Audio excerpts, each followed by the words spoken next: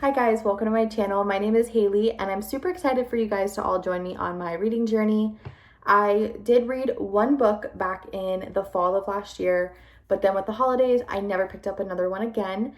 But in April of this year, it was mid-April, I went to the bookstore, bought a bunch of books, and fell in love with reading. The genre that I mostly read is romance, but I will start venturing out into thrillers and definitely crime books, seeing how the current series that I'm reading is really interesting to me and I'm kind of enjoying it.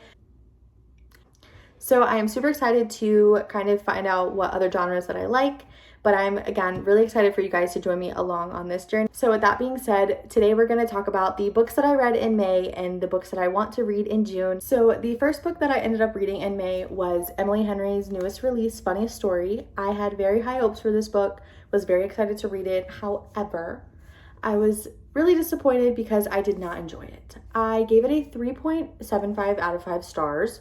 I just could not connect with the characters as much. I'm not really a fan of Miles, to be honest. I know that that is very controversial. I've heard people love the book. I've heard people did not like the book. I personally did not like it. I just could not connect with the characters as much as I would have liked to. Overall, though, it was not a terrible book. I did finish the entire book.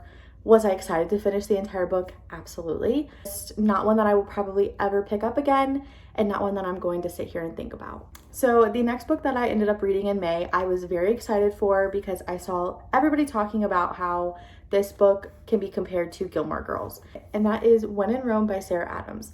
This was a very short read for me. I did end up giving this a 4.75 out of 5 stars.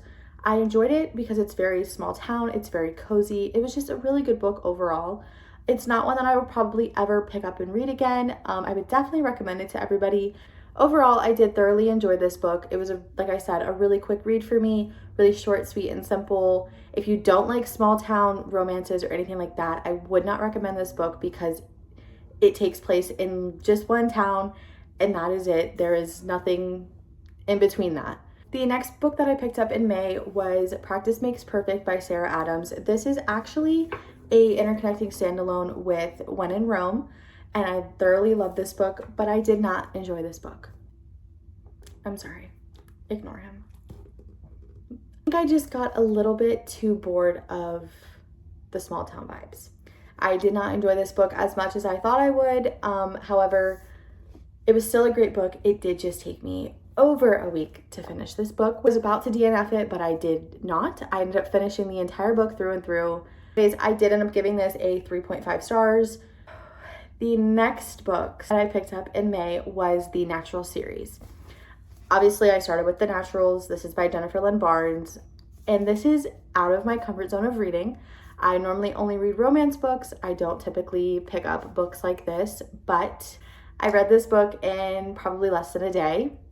This series so far has been absolutely phenomenal for me. I'm currently on the second book, but absolutely phenomenal for me. This book was a holy crap moment because of what happens. If you've read it, you know. If not, I highly recommend this book. I did end up giving it a 4.75 stars. It's not 100% of 5-star for me, but I do believe that the series will probably end up being a 5-star for me, seeing how it's going so far. This is not my typical type of book, not my typical genre of book, but overall, this was a great book. From the Natural series, I am currently reading the second book, which is Killer Instinct. This one is same thing, 10 out of 10, would recommend this book. I currently have given it a 4 stars. I'm not 100% done with it yet, but overall, this series has just been amazing for me. It has been one of those series that I just don't want to put down. Luckily, this week I have not been at work. I've had a little bit of vacation, so I've been able to do a lot of reading, and that's how I've been able to get through this book and also read The Naturals as well.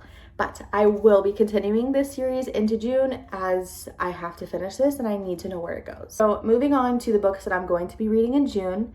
To carry on with the series, I will be reading All In and Bad Blood. All In kind of is the one that intrigues me the most, just by hearing other people say and also reading the back of the book, which I need to stop doing with these, especially on Goodreads. The description of this book on Goodreads is not what the back of the book says.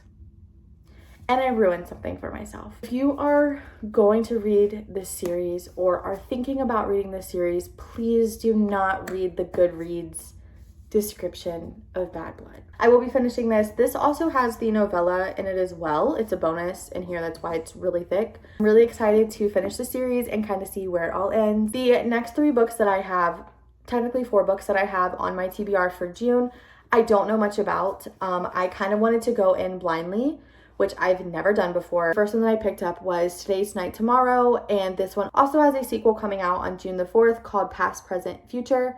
So I'm super excited to get into this book. I was going to read this in May, however, I realized that there was a sequel coming out. So I did want to wait until June, so I had the other book in my hand so I can read them together and not have to put books in between. But it will be some time till I get to this book, seeing how I have a whole series to finish. The next book that I have picked up is The 7-Year Slip.